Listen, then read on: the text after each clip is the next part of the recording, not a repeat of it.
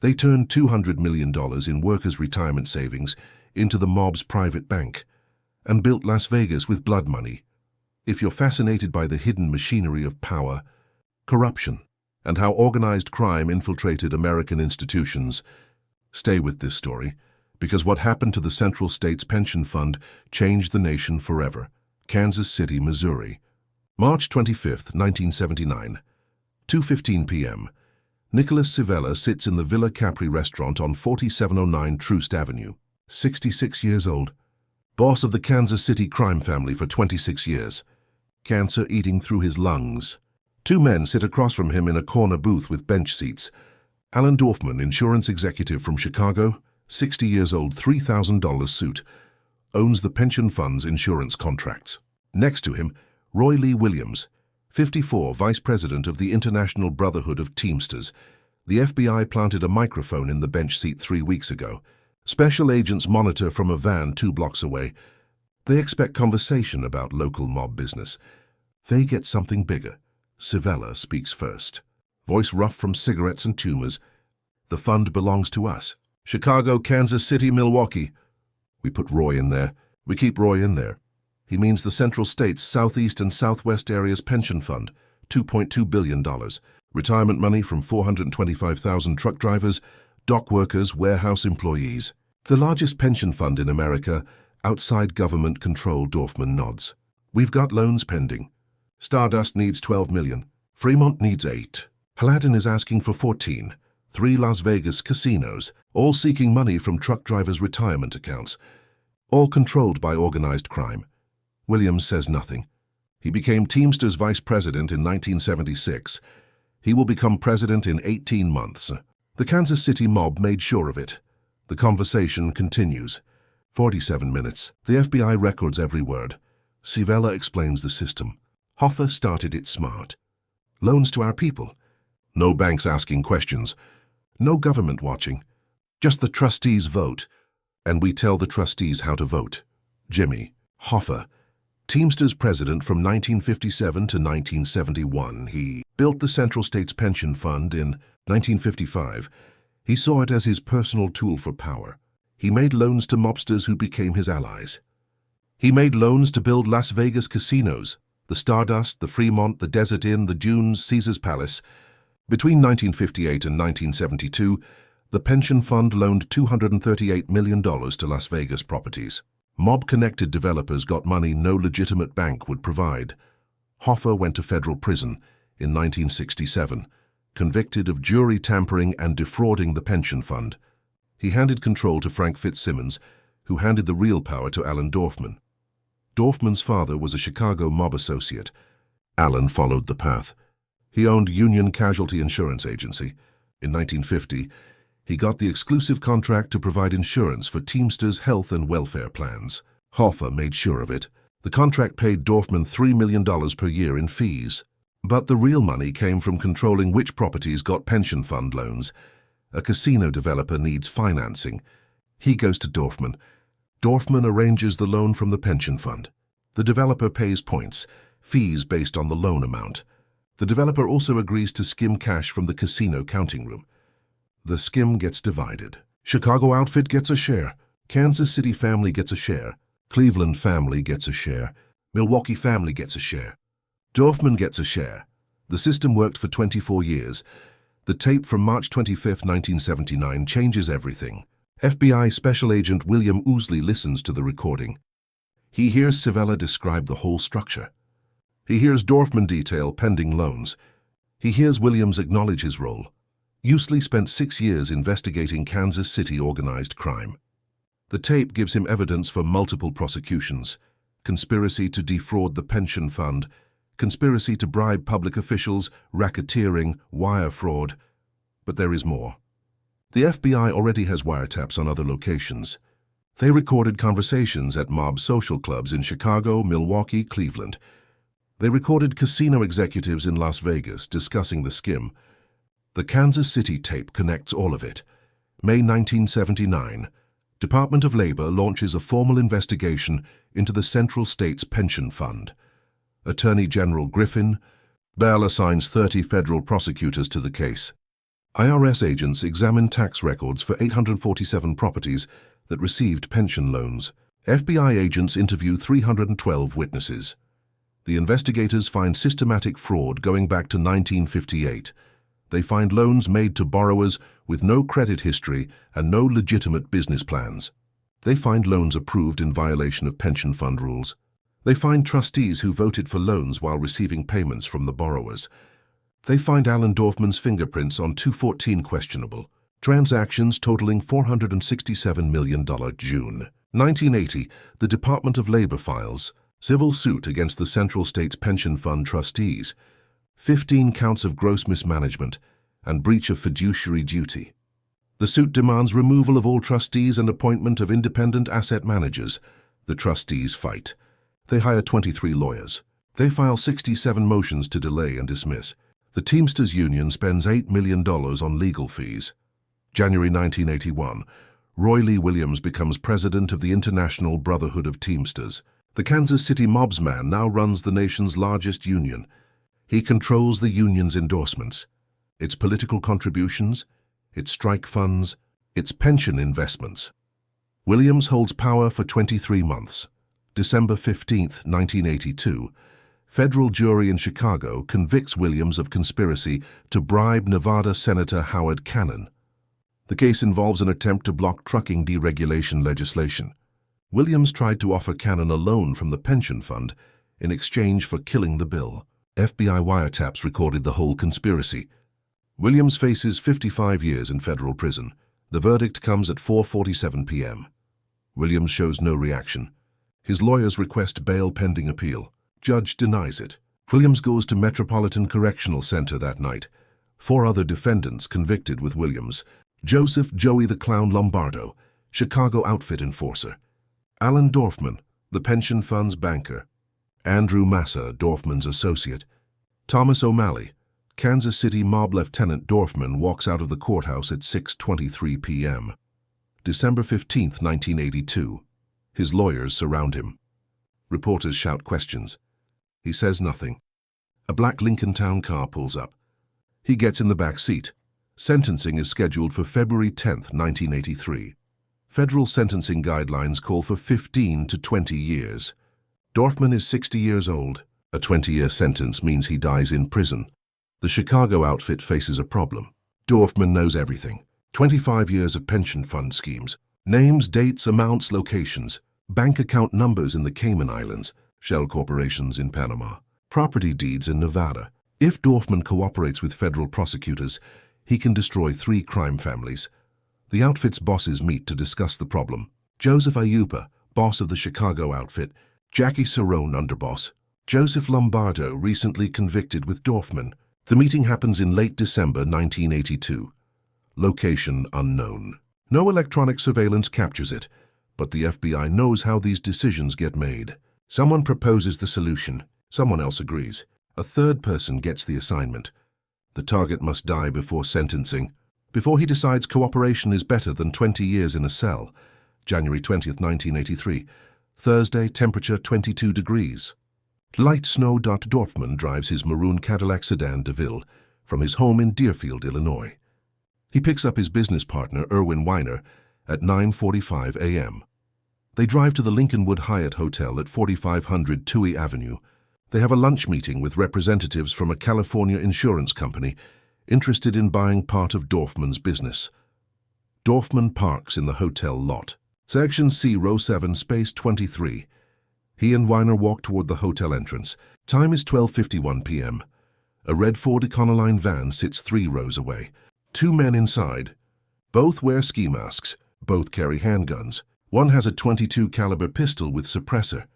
The other has a .38 special revolver. The van door slides open. Both men exit. They move quickly across the parking lot.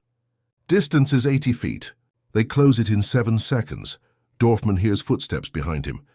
He turns. The first shooter is 15 feet away. The .22 comes up. 3 shots. Suppressor reduces the sound to sharp clicks. All 3 bullets hit Dorfman in the head. He falls forward onto the pavement. Weiner stands frozen. The second shooter points the .38 at him, but does not fire. The shooters run back to the van.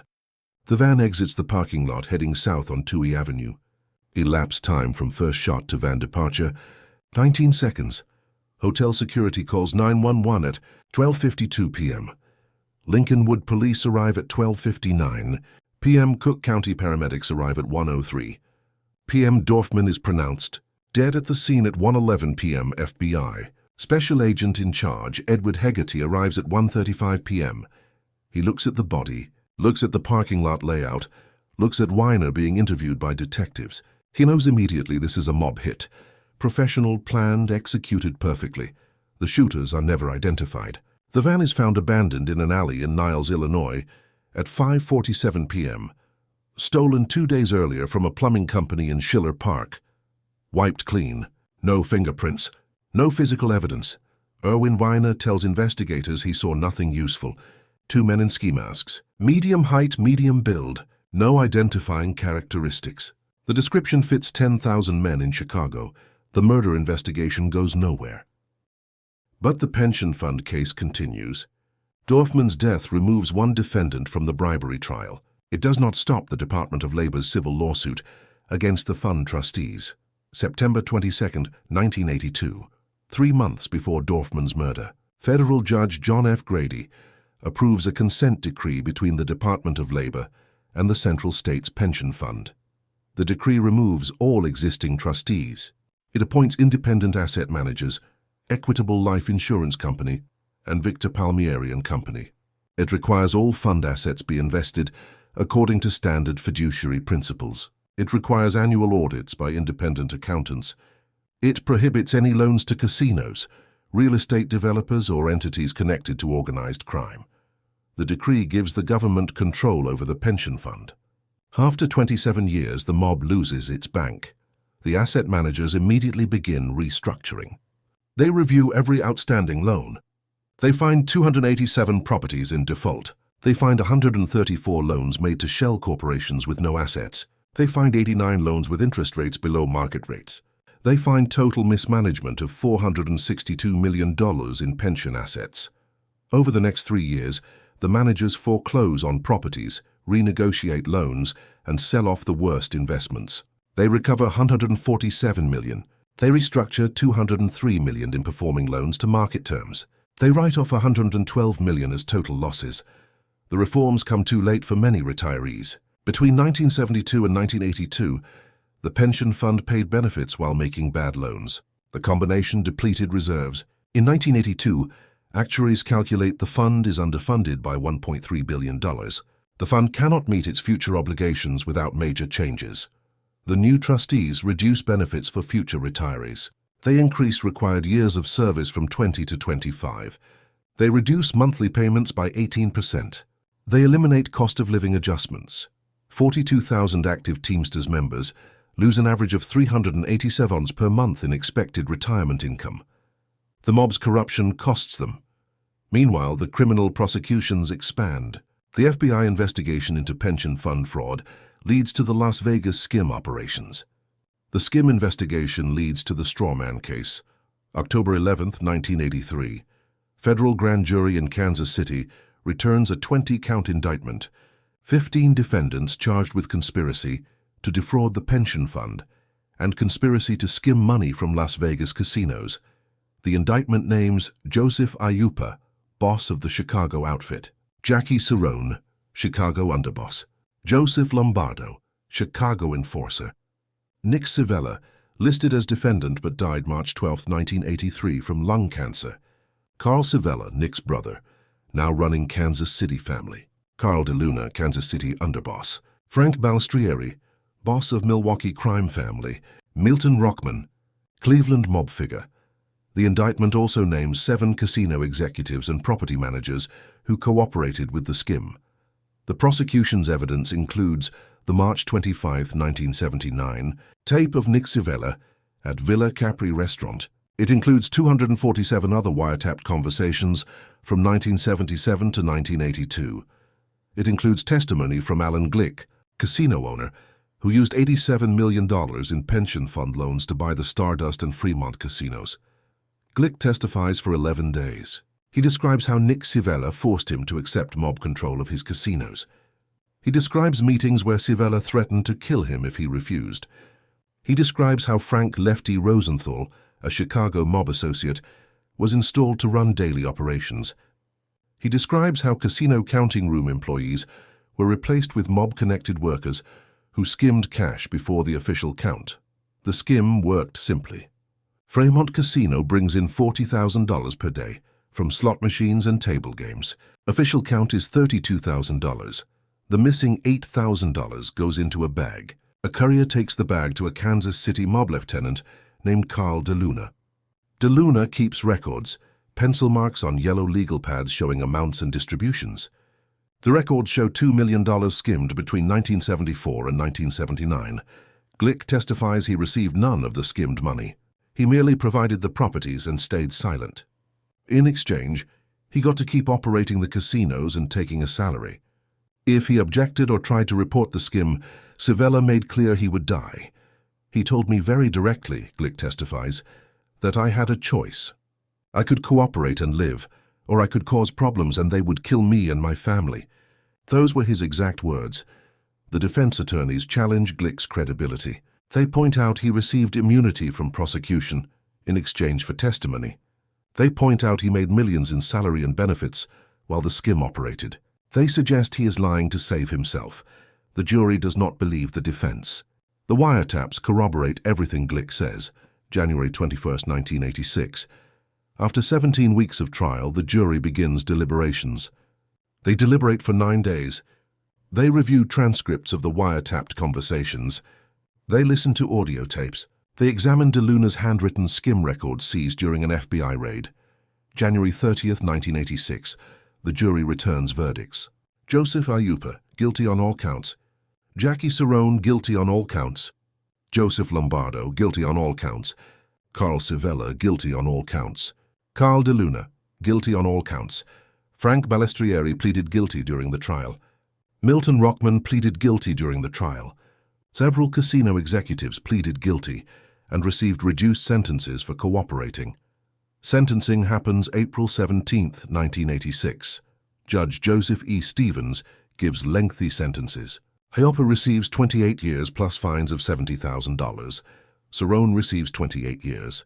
Lombardo receives 16 years. The elderly boss of the Chicago outfit and his underboss will die in federal prison. Lombardo will serve 15 years before release. Carl Civella receives 15 years. Carl DeLuna receives 30 years. The Kansas City crime family is effectively destroyed. Leadership is imprisoned or dead. Younger members scatter or flip to government informants. The pension fund scandal breaks the mob's power in multiple cities. Chicago sees 47 mob-related convictions between 1983 and 1989, stemming from the initial investigation. Milwaukee sees 19 convictions. Cleveland sees 31 convictions. Kansas City sees 23 convictions. The Teamsters Union faces a different kind of reckoning. Roy Lee Williams resigns as president on April 14, 1983, after his conviction. He is replaced by Jackie Presser, another mob-connected officer from Cleveland, but Presser has a secret. He became an FBI informant in 1972. For 11 years, he provided information on mob activities while rising through union ranks. His FBI handler, Special Agent Robert Friedrich, guided him into the Teamsters presidency. The FBI hopes to use Presser to clean up the union from inside. The plan fails. Presser provides some information, but protects his closest associates. In May 1986, federal prosecutors in Cleveland indict Presser for embezzlement, stealing money from a Teamsters local by creating ghost employees. The FBI's informant becomes a criminal defendant. Presser dies July 9, 1988, from brain cancer before trial. His death ends the FBI's attempt to reform the union through an insider. Instead, the Department of Justice takes direct action. March 14, 1989, prosecutors file a civil RICO lawsuit against the Teamsters Union itself. The lawsuit names the union as an enterprise infiltrated by La Cosa Nostra. It demands appointment of a court-supervised trustee to oversee all union operations. The union leadership fights for 4 months. Then they see the evidence the government has compiled: wiretaps, testimony from cooperating witnesses, financial records showing mob control of pension funds, union elections, and strike decisions. The union cannot win at trial, August 10, 1989. The Teamsters International Executive Board votes to accept a consent decree. The decree appoints federal oversight of union elections. It creates an independent review board to investigate and remove corrupt officials. It bans any member with organized crime connections from holding union office. It requires all union financial transactions above $5,000 be documented and audited. The consent decree remains in effect for 26 years. During that time, the Independent Review Board removes 243 corrupt union officers. It bars 369 individuals from holding union positions due to mob connections. It oversees 6 union presidential elections to ensure they are free from mob influence. The Central States Pension Fund operates under its own consent decree from 1982 until June 9, 2023, 41 years. During that period, Department of Labor monitors ensure all investments follow fiduciary standards. No loans go to mob-connected borrowers. No sweetheart deals. No kickbacks. On June 9, 2023, Federal Judge Sharon Johnson Coleman ends the consent decree. She rules the pension fund has demonstrated sufficient independence and reformed procedures. The government oversight ends, but the damage persists. The Central States Pension Fund never fully recovered from the mob years. Decades of bad loans and diverted assets left it underfunded. In 2021, Congress passed the Butch-Lewis Act to rescue failing multi-employer pension funds. Central states received $35.8 billion in government assistance to remain solvent. Truck drivers today still pay for what happened between 1955 and 1982. Their retirement security was sold for Las Vegas casinos and mob profits. Alan Dorfman died in a parking lot. Nick Civella died of cancer. Roy Williams served 4 years in federal prison. Released in 1987, died in 1989. Joseph Ayupa died in prison in 1997. Jackie Cerrone died in prison in 1996. The mob's bank closed. The Las Vegas skim ended. The Teamsters Union was reformed, but the cost was measured in the broken retirement dreams of 425,000 workers who trusted their union to protect them.